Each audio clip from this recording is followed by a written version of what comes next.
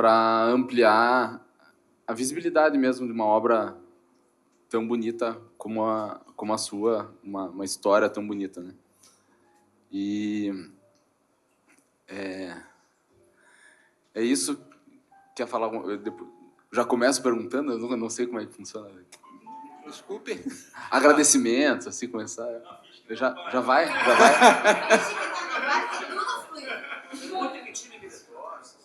Bem, eu gostaria de agradecer muito esta oportunidade ao André, porque deu esse trabalho, à Carol. E estou muito feliz de estar aqui e ver tantas pessoas que fizeram parte de minha vida ao longo do meu trabalho como professor, inclusive. E isso me emociona. Então, se você chorar aqui na frente, por favor, entendam. Bem, eu vou começar, já que não tem nenhuma pergunta ainda por enquanto, né? Vou começar falando de como eu comecei a ser arquiteto, ou por que resolvi ser arquiteto. Bem, eu nasci em 1941, 4 de outubro de 1941. Vou completar esse ano 84 anos. Mas eu não me sinto velho, não me sinto idoso. E eu acho que não preciso ainda de reformar minha cara. Bem, nasci, como todo mundo nasce, né? Cresci, e lá pelos 7 anos eu descobri uma coisa maravilhosa: gibi. Principalmente naquela idade, historinhas do Walt Disney, Pat Donald, Mickey, aquela história toda. Isto, mais tarde entraram os super-heróis, e a minha primeira vontade foi se transformar em desenhista de história em quadrinhos. Esta foi a primeira ideia que eu tive. Eu quero ser desenhista de história em quadrinhos. Quero desenhar aqueles caras musculosos voando, etc, etc.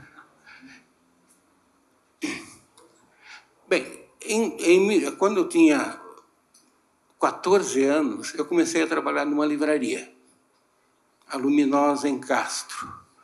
E lá eu me tornei um leitor compulsivo. Eu tinha muito tempo na livraria, havia os momentos de rush e depois era tranquilo. Então, eu lia primeiro os gibis novos, depois as revistas semanais, Manchete, Cruzeiro, Fotos e Fotos, depois os jornais, e quando acabava, eu começava a ler livros. E li livros, um monte de livros que eu não entendia.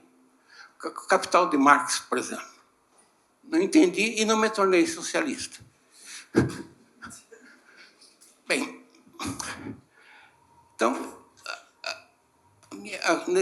minha formação inicial era história em quadrinhos, minha formação cultural, história em quadrinhos e cinema, a partir do momento que eu tive idade de frequentar cinemas. Então, era imaginação. Quando eu comecei a ler livros e me tornei, como disse, um leitor compulsivo, lia tudo que aparecia pela frente, e, na época, na livraria, 1954, 55, só havia os clássicos, Dostoiévski, etc, etc. Então, mudei completamente minha visão de vida. Saí do gibi para um nível mais elevado. Não digo que aprendi muita coisa, porque ler muito e ler bastante, você acaba até se perguntando, será que valeu a pena? Né? Porque você acaba se confundindo, né? Com tanta leitura. Mas, tudo bem, acabei mudando minha visão de vida. Mas continuava querendo ser desenhista de história em quadrinhos. Até que Lúcio Costa e Oscar Niemeyer me salvaram. Por quê? Porque Brasília foi inaugurado em 62. Então, naquela época que eu estava na livraria, os jornais, as revistas acompanhavam a construção de Brasília. E eu achei aquilo fantástico. extraordinário. Então, eu resolvi, não vou ser mais desenhista de história em quadrinhos, vou ser arquiteto. Em 59, eu vim para Curitiba para fazer o terceiro ano do científico, na época era científico, e fazer um cursinho para vestibular. Na época, não existia curso de arquitetura. O único curso que... então, eu resolvi fazer engenharia, que era o único curso mais perto daquilo, né? Havia um curso oferecido pela própria Universidade Federal, um curso para o vestibular. Eu passei no vestibular e, em 62, abriram um curso de arquitetura. Daí, eu e mais 5 colegas que estavam no segundo ano de engenharia, passamos para o terceiro ano de arquitetura. E, nesse mesmo curso, existiam também foi dada a oportunidade de engenheiros já formados também de se matricularem e cursarem o curso de arquitetura, entre eles o Jaime Lerner. Entre os colegas que passamos da engenharia para a arquitetura, eu tenho o prazer de rever a Eleonora Beltrão, que está aqui.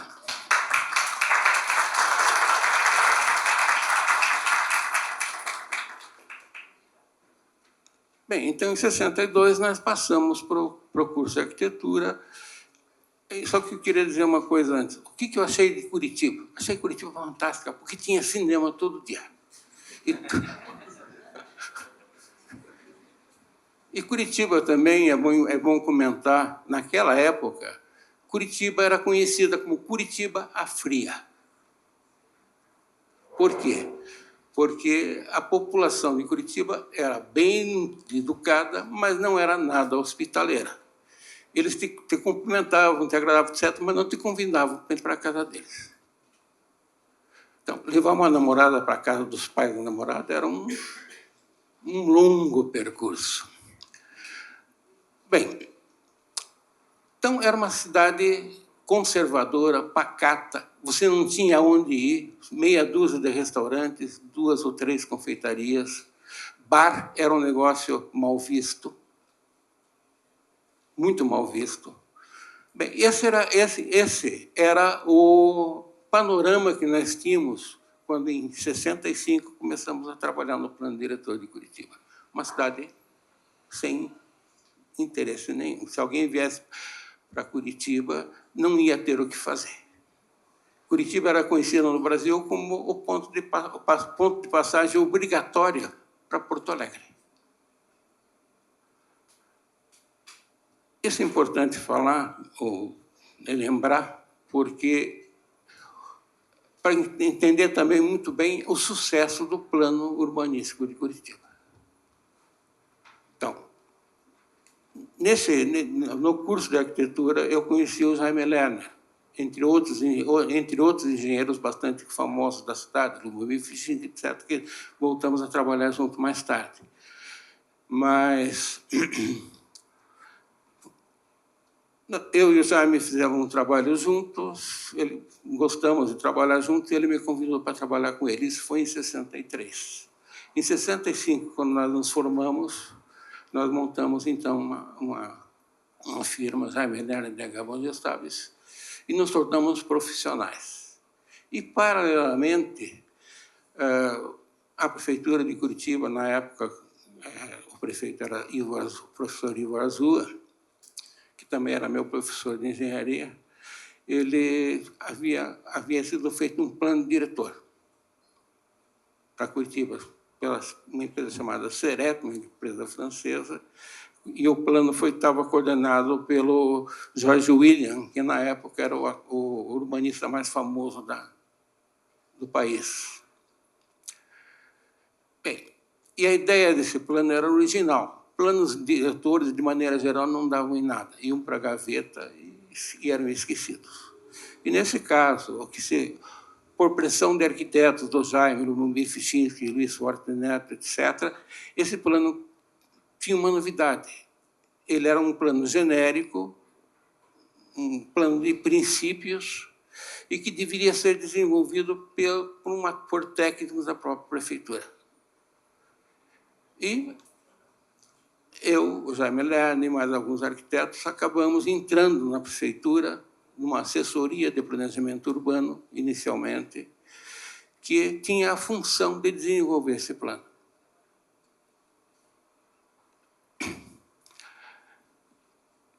E a assessoria acabou se transformando no IPUC, Instituto de Pesquisa e Planejamento Urbano de Curitiba.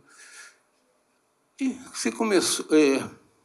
bem, isso em 65. Então, esse plano foi desenvolvido ao longo de 6 anos, durante a gestão do prefeito Omar Sabag, um sanitarista, que não dava muita bola para o IPUC, mas que, devido à promoção que foi feita inicialmente, o plano de urbanismo já era uma realidade, vamos dizer. Já tinha conseguido prestígio na sociedade curitibana. Então, o Omar Sabag passou a usar o IPUC como um escritório de projetos específicos.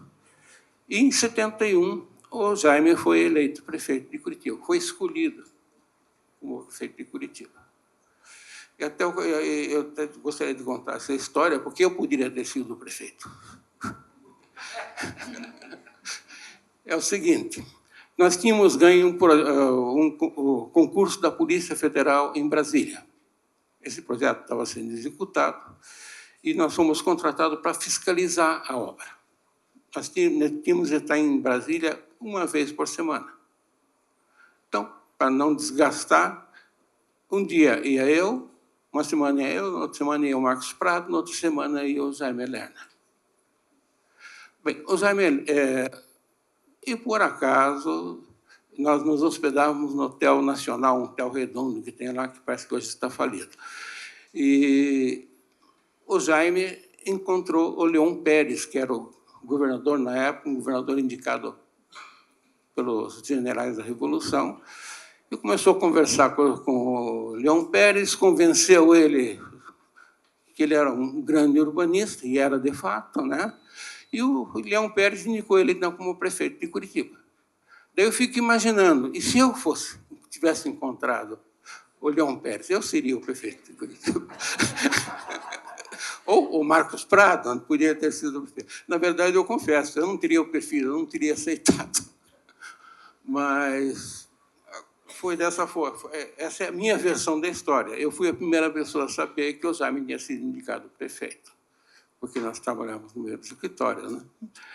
E aí começou a nossa aventura no IPUC. Bem, eu não tinha nenhuma vocação, eu descobri isso no trabalho do dia a dia do IPUC, em colocar flechinha em rua. E não tinha a menor vocação ainda para pintar mapas de zoneamento. Então, acabei me dedicando a projetos específicos que pediam, né? Eu fiz alguns projetos, inclusive... O primeiro projeto que eu fiz na prefeitura foi o passeio público. O passeio público, na época, era o único parque de Curitiba. E era frequentado por pessoas decentes, sábado de manhã, que iam almoçar no Bar do Pasquale, o famoso Bar do Pasquale. Lá se encontrava governador, deputado, prefeito, pedintes, né, e tudo. E foi uma oportunidade ótima, porque, de repente, você está formado. Eu estava imaginando... Na época, não existia ainda Dubai, não existia... A minha preocupação, quando de se formar, o que eu vou fazer da minha vida, era pegar um projetão, né? E eu tive sorte, tive muita sorte. Me deram de cara. Mal pisei dentro da prefeitura, me deram o passeio público para fazer. Porque o passeio público eles estavam recapando o lago. Então, vamos lá e ver o que se faz. Fiz algumas coisas lá, me tornei dono do passeio público por muito tempo. Fiz mais tarde, eu fiz a administração, que fica nos fundos, que é um edifício que eu gosto muito. Fiz o projeto do Bar Pasquale, todos esses projetos em madeira. O Bar Pasquale acabou sendo demolido. Era um projeto também que eu gostava muito, porque eu me empenhei na estrutura. Eu fiz um vão de 14 metros de madeira, que não é uma coisa muito simples. Ficou um projeto interessante, mas demoliram, tudo bem, acontece. Bem, além disso, na época, havia possibilidade de fazer um metrô em Curitiba. Eu estou falando de ouvir falar, havia uma promessa do Japão de um investimento de 250 milhões de dólares num metrô. Então, isso acabou indo para os jornais, etc., e me pediram para fazer uma ilustração. Eu fiz uma ilustração de uma estação de metrô elevada, que a ideia, na época, era fazer um metrô elevado. O que, felizmente, não aconteceu, que seria um desastre para a cidade ter um metrô elevado. Mas eu fiz o desenho de ilustração, foi publicado em jornal, eu fiquei muito orgulhoso, né? De repente, você fica assim, como me deram um projetão desse tamanho. E mais tarde fiz a Praça 29 de Março, que também, esse eu fiz com o Jaime, mas o monumento é meu. E a Praça 29, para mim, 29 de Março, para mim, tem uma importância emocional muito grande. Porque, em 63, eu fiz um monumento, eu fiz na escola, uma disciplina chamada de composição, do professor Léo Grossman, eu fiz um projeto de um monumento a Santos Dumont, que eram placas. E eu usei essa mesma ideia para fazer a Praça 29 de Março. Então, tinha uma relação emocional. Até eu me lembro que eu costumava recomendar aos alunos que guardassem suas ideias que eles poderiam usar no futuro. Eu tinha ideias que mereciam ser usadas no futuro. E assim foi. Paralelamente, trabalhando com o Jaime, até que em 71 ele me abandonou para ser prefeito, e eu tive de ficar trabalhando. E agora eu gostaria de deixar o espaço aberto para perguntas, né? Senão eu vou contar minha vida aqui, e tem coisas que não dá para contar. Você está facilitando minha vida aqui, eu agradeço. Você começou bem por onde eu ia perguntar mesmo, da tua infância em Castro. Achei... Eu queria até buscar um pouco mais isso, assim, as pessoas da família, esse convívio lá, ou essa coisa de ler, de leitura, foi uma coisa tua mesmo, que foi uma curiosidade que veio de você? Eu sempre fui muito curioso. Para mim, as coisas também eram encaradas como um desafio. Então, por exemplo, na escola, eu era um bom aluno, não porque me interessasse em ser um bom aluno, mas porque tirar boas notas era um desafio. Mas, assim mesmo, eu sempre gostei muito, por exemplo, de matemática, de física, que eram disciplinas técnicas, muito técnicas. E eu acho que isso também fez um paralelismo com o meu interesse por gibis e ficção de maneira geral. E funcionava mesmo assim. Minhas notas em matemática eram 8, 8,5, minha nota em geografia era 4. Eu acho que... Eu lembro muito pouco da minha infância. A minha infância mais remota. Lembro algumas coisas pontuais que eu não consigo manter, não consigo ligar a outras, né? Então, acho que acontece com todo mundo, sim, né? Sim. Ainda mais com um velhinho de 84 anos. Bem, e a vida em Castro era maravilhosa. Eu vim em Castro desde que nasci até 1917. A cidade era um playground, era uma cidade que tinha 30 e poucos mil habitantes. Era uma cidade compacta, em torno da igreja e de algumas praças. E hoje, inclusive, eu fiz vários trabalhos de restauração de casas antigas. Eu tenho uma praça lá, praça que é atualmente chamada Duque de Caxias, que eu tenho 7 obras na mesma praça. Que legal, eu ia te perguntar isso. E apenas 3 obras que estavam lá. Então, até vou fazer uma campanha para mudar o nome da praça de Duque de Caxias para Domingos Majestades. Justo.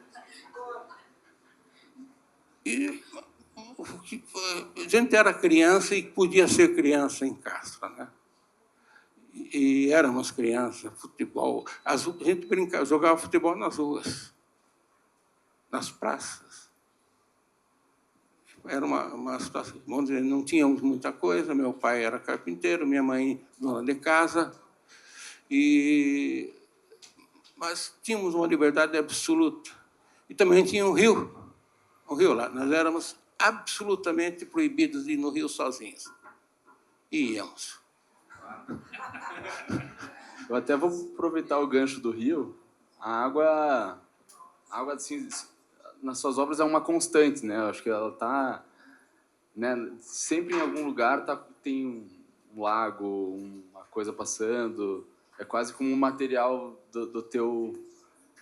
será que veio daí? Ou é uma coisa que aconteceu meio por acaso? Não, eu acho que a influência do rio é muito importante, porque o rio não era só... Havia essa proibição, o rio não era só uma lição, também era um desafio. Morria gente afogada no rio. Morria. Então, era um desafio, vamos dizer. A gente imaginava, não, comigo nunca vai acontecer. A gente ia no rio, inclusive, em locais afastados, exatamente para os adultos não verem que nós estamos indo no rio. Então, então o rio tinha vamos dizer, você estava em casa, você ia para o rio obrigatoriamente. Íamos em turma, íamos inclusive à noite. Não era incomum, em dias mais quentes, depois dos bailes, a gente se reunia em grupo e ia tomar banho no rio de madrugada. Era uma loucura, né? Porque a gente não dizia, mas a gente bebia nos bares. Era proibido para menores de 18 anos, mas dava um jeito. Então, era um negócio maluco, né? Era um negócio um pouco sério, você ir tomar banho no rio, cansado num baile, suando, com alguma rabo de galo na cabeça. Não era. Mas a gente ia e enfrentava a coisa. Nunca, com a nossa turma, que fazíamos esse tipo de coisa, nunca aconteceu nada. Mas, de vez em quando, aparecia um corpo boiando no rio e nossos pais, então, aproveitavam a dica para dar aquela bronca, né? No fundo, acho que eles sabiam. A gente tinha aprendido a nadar sozinho. E queria perguntar também sobre... Puxar um pouco até o tema o nome da exposição aí, sobre o círculo, né? As suas obras também têm mais um elemento assim que a gente percebe essa repetição. Assim, você persegue o círculo ou ele te persegue? Como é que e também ele tem uma relação assim de geometria também com a engenharia. Acho que não sei se esses 2 anos de engenharia também te fizeram ter esse raciocínio lógico em relação a essas possibilidades estruturais, que o círculo é fantástico mesmo. Uhum. Queria que você falasse sobre isso. Bem, eu sou um arquiteto, minha formação é modernista. Eu sou um arquiteto, em princípio, técnico e racional, onde meus projetos têm que ter argumentos, onde que ligam função, técnica, beleza, etc. Então, e para mim, a obra tem que ter característica própria ligada à sua função, utilidade, a maneira como vai aparecer na paisagem, etc. Então, eu não faço o círculo por amar círculos. Eu desenho círculos, amo círculos, mas em situações em que o círculo cabe, que é o caso da Ópera da Arame, por exemplo. A Ópera da Arame, ela tinha um espaço... Bem, deixa eu contar também rapidamente a história da ópera. O Parque Paulo Leminski já existia, já se utilizava aquela parte superior da pedreira para grandes shows, existiam algumas construções de apoio, etc. E um assessor do Jaime, Constantino Viaro, não sei como, não sei por quanto, descobriu que existia aquele espaço onde está a ópera hoje. Aquilo estava abandonado há mais de 20 anos, na época. E ele descobriu. Bem, aquilo lá, e contou para o Jaime que tinha aquele espaço para fazer alguma coisa. E, na época, no ano seguinte, ia acontecer o Festival de Teatro de Curitiba. E o Jaime tinha tentado negociar com o governador, na época, que era o Roberto Requião, o uso do Guaíra. E o Requião negou. Então, o Jaime ficou... Não, preciso ter um teatro para Curitiba. E o Constantino mesmo sugeriu que esse teatro fosse feito naquele espaço. E era divertido. Eu tenho às vezes, inventava alguma coisa, tinha uma ideia e criava. Legal. Mas não tinha uma intenção profissional, apenas. Mas era também uma diversão, né? E também uma maneira de você pensar em alguma coisa, criar alguma coisa. Você sempre pensou no papel, assim? Conheço, né, muita gente que parece que fala e desenha junto e é quase que uma coisa junto, assim. Você usa o desenho assim também para tudo? O que eu mais gosto de desenhar, até tem os quadrinhos ali, é coisa muito rápida. Então, se faz muito rapidamente. Tem também desenhos mais elaborados que demoram um dia, às vezes, para se desenhar. Mas eu gostava de fazer os rápidos. E daí era sem pensar. Começava a riscar e dava no que desse, né? Que era, vamos dizer, em arquitetura você tem que ser lógico, racional, pensar de uma maneira muito específica, né? Então, eu tento escrever ou desenhar sem compromisso técnico. Era uma coisa muito que eu fazia muito, né? Esse compromisso, assim, você comentou da ópera que talvez não fecharia daquele jeito. Eu, quando a gente está terminando as obras e tal, sempre é engraçado, às vezes é muito exigente com o que a gente está fazendo, e daí às vezes eu termino e falo, pô, tinha que ter ficado melhor, isso aqui podia ter sido diferente. Mas acho que com o tempo eu aprendi a curtir isso também, a imperfeição, ou as coisas não tão... Sim, em arquitetura você não consegue perfeição. Não existe perfeição.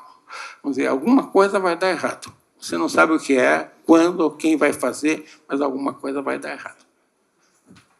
Isso acontece, vamos dizer. Então, aquela história, você acabou a obra, olha para aquilo e diz, mas eu podia ter feito aquilo melhor. Acontece. Ou, às vezes, acontece durante o processo do projeto. Você descobre, no final do projeto, que tudo aquilo que você fez pode ser jogar fora e começar de novo. Isso acontece também. Mas com a obra pronta, às vezes, você tem alguns edifícios em Curitiba que desde 1980 eu nunca mais desenhei edifícios comerciais. Mas tem edifícios em Curitiba que eu projetei naquela época anterior, junto com o Jaime, inclusive, que quando eu vejo que está lá, eu mudo de calçado. Porque era uma época também que existia muito, acho que hoje o controle é maior. Os construtores mudavam ao bel prazer. mudava o pilar do lugar. Teve uma obra minha que uma aluna que era decoradora também, né? Chegou para mim: no domingo, não acredito que você fez aqui esse projeto. Eu disse: por quê? Colocar um pilar no meio da cozinha. Eu fui lá e tinha o pilar mesmo. Ou seja, o calculista era um calculista terrível, nem vou falar dele. Ele resolveu que o pilar ficava melhor no meio da cozinha que numa parede do lado. E acontecia muito dessas coisas. Acho que eu vou fazer mais uma pergunta e daí, de repente, a gente abre aí para o pessoal perguntar. Sobre tempo, né, tempo e sensibilidade. Você tem essa sensibilidade muito forte, assim, também é uma das palavras aí da exposição. O tempo, você acha que... Para mim, hoje eu vejo tanta coisa, acho que é inundado de informação por celular, e às vezes o que eu quero dizer assim, o que te emociona ainda na arquitetura, ou o que hoje se fala, te surpreende assim hoje em dia? Bem, eu às vezes me surpreendo com as coisas que eu faço. E também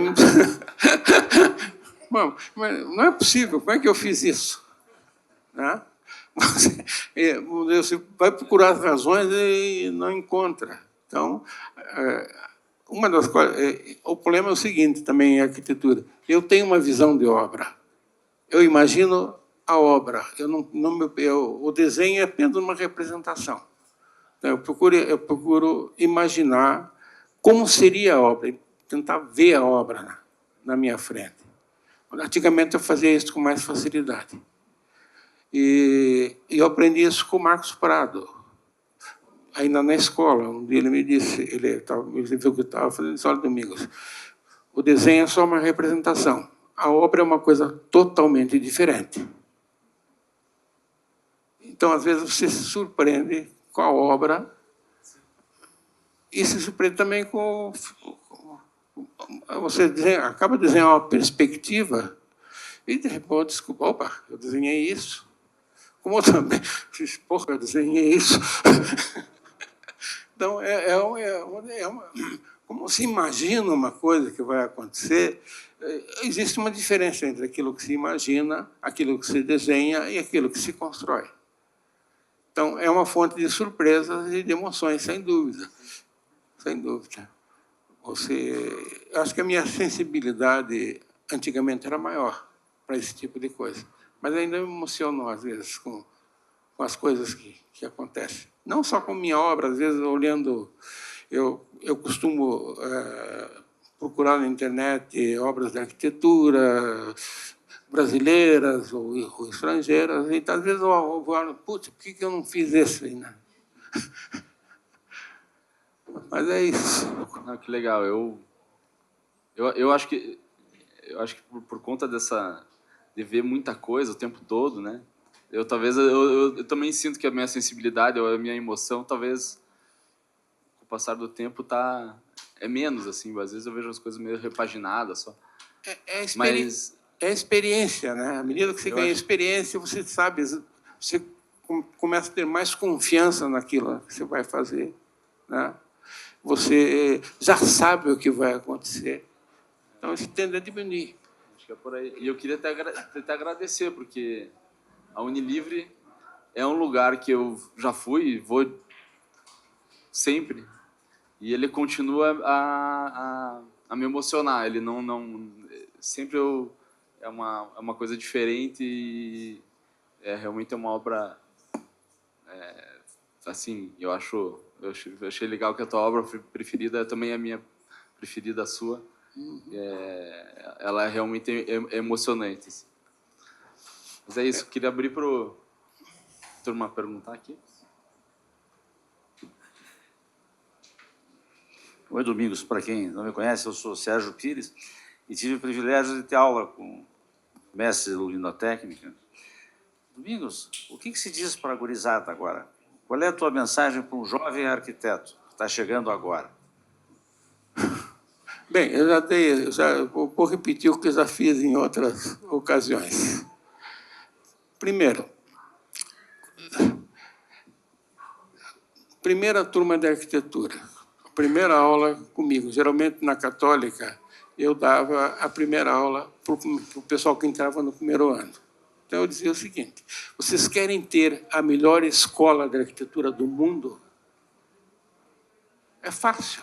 Basta vocês serem os melhores alunos do mundo.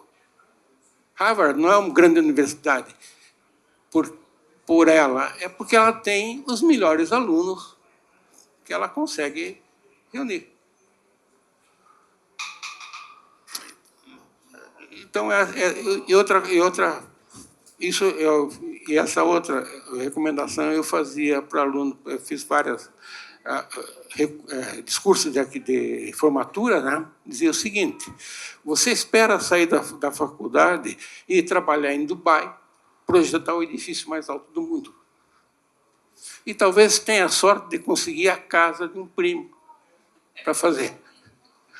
Então, qual é a solução? É tratar teu primo como príncipe e fazer a casa como se estivesse projetando em Dubai.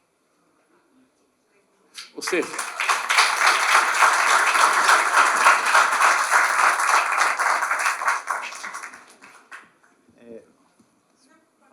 professor, qual que foi a influência dos concursos durante a faculdade, né, na tua vida profissional, assim, na formação da equipe mesmo, né?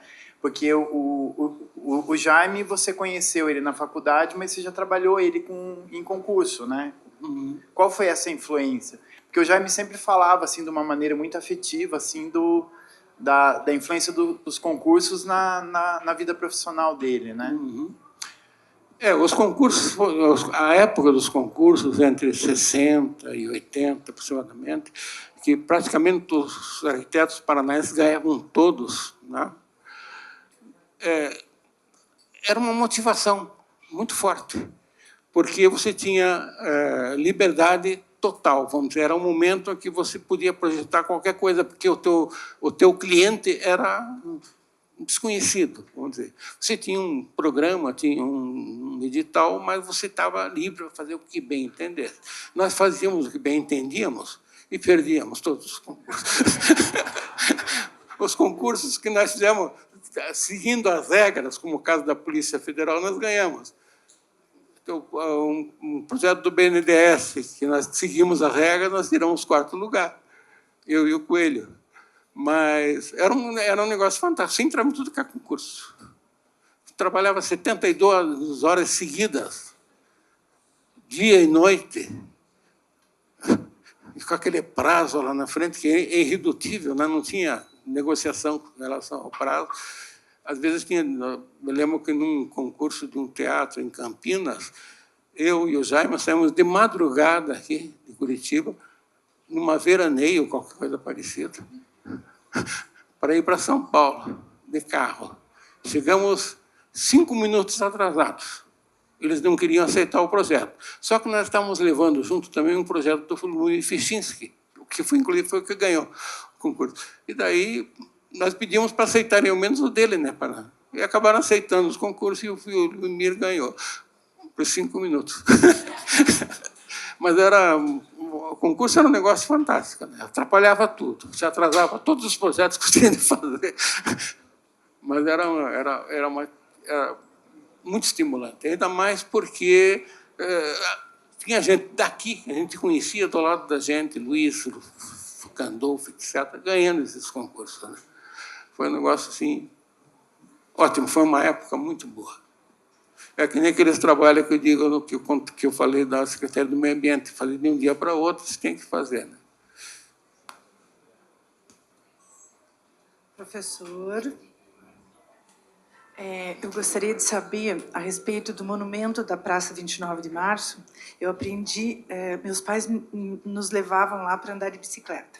Eu gostaria de saber se tem uma inspiração nas histórias em quadrinho para aquele monumento, ou se é de outro lugar. Bem, tem uma inspiração em história em quadrinhos, sim, só que, infelizmente, eu não vou poder demonstrar. como era. Mas pode contar. Hã? Posso contar. Em 60, acho que já passei de passagem, em 63, eu desenhei na disciplina de composição, que hoje é projeto, um monumento a Santos Dumont que seria construído, hipoteticamente, no aeroporto de Santos Dumont, no Rio de Janeiro. E esse monumento ele acabou sendo feito com uma série de placas. E a inspiração foi história em quadrinhos. Não sei como me aconteceu, faz tanto tempo, como ocorreu. Leitor de história em quadrinhos, talvez, assim, como é que como é que se desenha um super-herói ou um avião mesmo levantando o voo num história em quadrinhos? Duas linhas. Lá em cima, o herói, o avião bem inclinado. Então, o que eu fiz? Eu resolvi concretizar esse trajeto do voo. Então, o que eu fiz? Comecei a ligar as duas linhas e cada linha seria uma placa, transformando numa placa. Então, acabou ficando 5 placas que, à medida que o super-herói ficava mais afastado, as placas eram mais altas e mais estreitas, à medida que se aproximava, as placas eram mais largas e mais baixas. Ficou fantástico. Eu só fez sucesso. Inclusive, ela foi minha primeira obra que foi publicada em jornal. Na época, no estado do Paraná, o Leon Ricardo dos Santos tinha uma coluna no estado do Paraná sobre arquitetura. E ele publicou esse meu projeto, 12 de dezembro de 1963. Foi fantástico. Contribuição da história de quadrinhos na arquitetura mundial. E eu usei daí essa ideia quando foi fazer a placa, foi fazer a Praça 29 de Março. E da mesma coisa, nesse projeto do Santos Dumont, tinha um espaço embaixo, com exposições, etc., e a cobertura era um lago também. Voltamos a tal água. Então, ficou fantástico. Isso também é aquela história, né? Foi feito em 66, a Praça 29 de Março. Então, também era uma dádiva, um prêmio. O plano geral foi feito junto com o Jaime e o monumento fui eu que desenhei. Oi, Domingos. Bom dia. Bom dia. Sou Priscila, fui sua aluna, com muita honra. Uma dúvida que eu tenho muita alegria de ver é a prática ambiental naquela época, né? Que eu acho que foi uma virada de chave, porque exemplar para o mundo. Antes, fundo de vale, até me corrija se eu estiver errada, que eram as lixões ou eram pedreiras, né? Eram lugares que em outros estados ou em outros países serve de lixão, e que houve essa é a minha pergunta: quando que houve essa virada de chave, quando que aconteceu essa oportunidade ou essa visão e essa licença que foi fabulosa de poder fazer essas suas obras maravilhosas, ainda mais porque estão em locais que em outros locais seriam totalmente sem valor, né? Não davam valor porque eram construções difíceis, né? No meio da água, lugares baixos em relação ao plano, e que criou lugares espetaculares que nos fez ser a Curitiba diferenciada, e ainda que criou esses projetos mais incríveis. Como foi isso, né? Eu sou filha de advogado ambientalista, então eu cresci vendo os defensores de impacto ambiental, e quando vejo suas obras, e me emociona, é que criou obras maravilhosas dentro desses espaços incríveis. Eu queria só que você contasse um pouquinho. Essa meu pai não me contou tão bem na época. Bem, essa história dos parques, da recuperação das pedreiras, essas obras todas, ela começou em 65, porque a equipe do IPUC, que começou a trabalhar no plano diretor, também passou a se incomodar, a se preocupar com a questão ecológica, vamos dizer, com a questão da preservação. E essa preocupação gerou como fazer isso, que era preservar, vamos dizer, preservar áreas ecologicamente saudáveis, vamos dizer assim, que poderiam ser usadas como parques.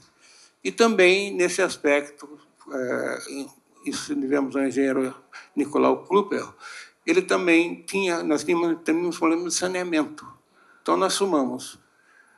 E outra coisa, nós tínhamos feito uma pesquisa em Curitiba e descobrimos, acho que voltando àquilo que eu falei no início, que 82% da população da cidade resolvia suas questões de lazer dentro de casa, ou em clubes ou em cinema.